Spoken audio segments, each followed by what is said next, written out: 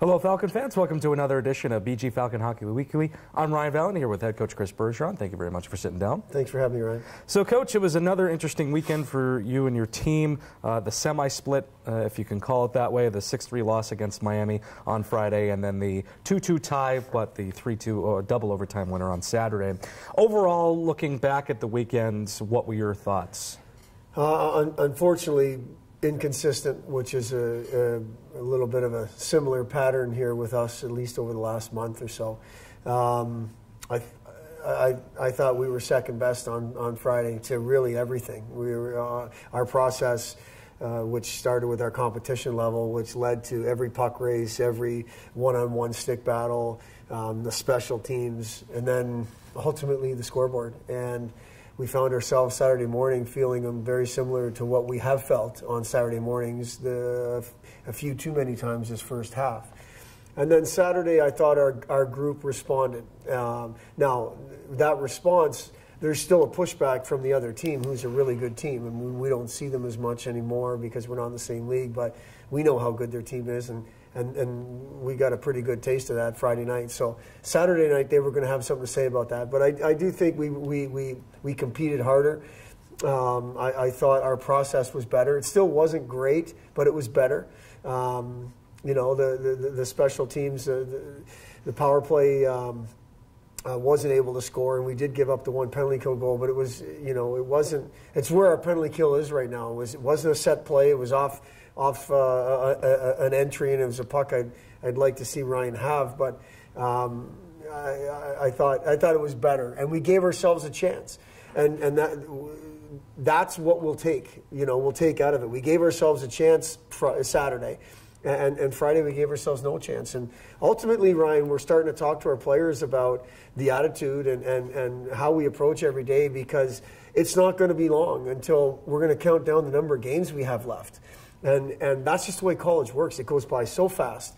And you cannot take these opportunities for granted, which I think we're doing a little bit too much of, especially Fridays. So that's been the focus over the last 48 hours, is make sure our mentality and our attitude's right for the next. I'm not talking about a bad attitude. I'm just saying the attitude we have on Saturday nights responding to a bad Friday night has been pretty good. Where's that on Fridays?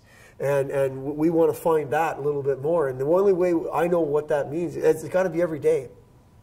The 45, 50 minutes we're out there for practice, make sure we're in the moment. So then come Friday, you're in the moment. And we've got 4 games until a good long break here. And let's be in the moment and take advantage of these games. Not that means we're going to win, but we can't not give ourselves a chance. Yeah, diving in deeper to the Friday night game, Miami had the 1-0 lead, then Connor McDonald ended up tying things up. And then Miami took the 2-goal lead, and then that was brought back by DeAndrea and then Tyler Spezia. And then things seemed to be a little on track for you guys, and then it just completely fell apart. Yeah, we didn't feel great about it from the beginning, quite honestly. And I think Eric had made some decent saves in the first period. And but as you say, it's definitely right there for us, and they scored those 2 fairly quick goals, I thought, at the beginning of the second period, and I guess no, I take that back. It was 2-1 after the first, and they scored the one at the beginning of the second to make it 3-1, and then we had a push, and the crowd got alive, especially on Spezia's goal, and normally when that happens with us, we're able to kind of find it and really push hard for the next 4 or 5 minutes, and I don't think that happened in this case. Give total credit to our opponent in that situation. I thought we were turning over pucks all night. Once again, we turned over a puck at 3-3, have to take a penalty, and then can't get a kill, which unfortunately has been a little bit too consistent as of late, not being able to get that timely kill. And then they scored right away again. Now we're down 2, and as you say, it's pretty close to out of reach. It's not. But it's close, and I can remember a chance we had at the beginning of the third. Lucas Craig's had a chance that Steven had made a great play to him, and that was just our night. You know, I think we got what we deserved on Friday. Now, when you guys were down 2 the first time, and then you were down by 2 again, was there a thought in your mind, or maybe the team collectively as a whole, that was, we were down by 2 earlier, we can come back and do it again? I think so. You know, our team has a resiliency to it. Very, very rarely does this team stop playing and stop believing. So I believe that we had that. But the variable in that situation is your opponent. And our opponent was playing good. So they've got a bunch to say about that. And they'd already mishandled, if you will, a 2-goal lead. They weren't going to allow us to, they were going to mishandle another 2-goal lead. And I think they showed it. Now moving on to the next game, the Saturday night game, was a little bit of a different story. You guys got on the board first with a Brandon Cruz penalty shot goal. Not as the goal scoring in this game wasn't exactly as much as it was on the Friday night game, but you guys were down by 1 again, or at least by 1 goal, and then came back to tie it in the final minute with Alec Rawhauser. Yeah, and Ryan, the bottom line on Saturday was we had plenty of opportunities. We really did. I mean, their second goal was what it was. We needed a kill, couldn't get it. It was a goal I'd like to see, like I say, saved. But the group didn't stop playing. We made lots of good plays throughout the second and third period. Found a way to score late there in the third to get us a tie. And that, I think that shows our resiliency as well. But there was a lot more good going on Saturday than Friday, with and without the puck, and offensively and defensively. And it is a lot more like what we need to be on a game in, game out basis. But this team showed again, it's not going to just stop playing and roll over. We kept pushing forward. Yeah, earlier in the season, you guys had more production from the underclassmen, the freshmen of this group, Brandon Cruz, Max Johnson, down the line. Now you guys are starting to get more of the senior leadership. DeAndrea, Spezia now coming back, McLean getting on the board with some assistant helpers. So it's nice to see that you have some help coming in from the upperclassmen. Yeah, you need that. You'll go only as far as the upperclassmen take you, and you know, you start with Mitchell and Tyler, and obviously we were without Tyler for a month, and Bayless has been arguably one of our more consistent players, at least offensively and on the score sheet, outside of those freshmen. But at some point, the freshmen are going to be freshmen, and that's just the way it's going to be. They're going to hit lulls, and they're going to lose their confidence, and the puck's not going to bounce their way. And that's just what happens with freshmen, and that's why it's so important to have upperclassmen contributing. And it's nice to see from our perspective that they are. It wasn't for us a matter of if they're capable. It's just a matter of when, and when is that going to stay consistent, and hopefully that we're in that right now, and we can get that from them for the rest of the year. Special teams wise, the weekend totals look like this: on the power play 0 for 7, and then on the penalty kill 5 for 8. So power play wasn't as strong as it normally has been in the past for you guys, but penalty kill, hit or miss, 5 for 8. Yeah, not good enough. Over this last 8-game segment, our power play is 22%. Our penalty kill is 76%. 22%, they're doing their part. 76, not close to good enough. And we need to do better on the penalty kill. There's just absolutely no doubt about that. And it's hard to really practice the penalty kill in terms of on the ice, because it's really hard to manufacture the other team's power play. I mean, there's changes made.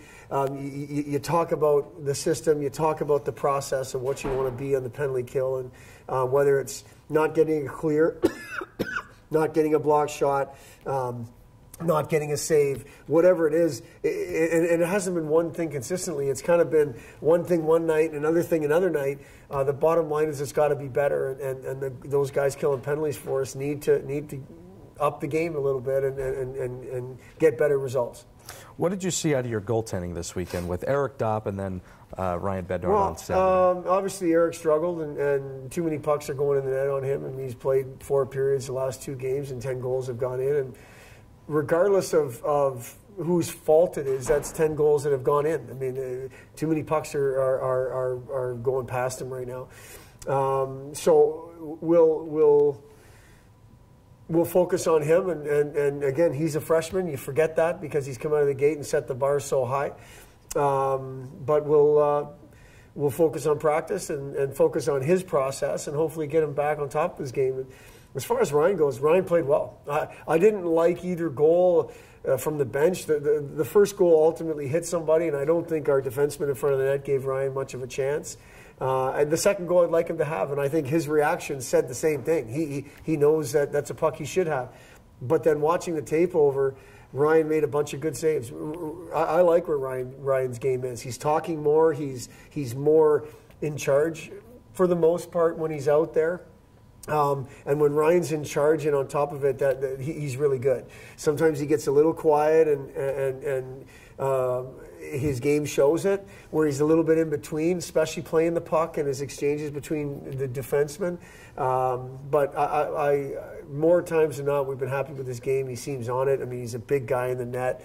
And ultimately, I feel our goaltending is going to be just fine.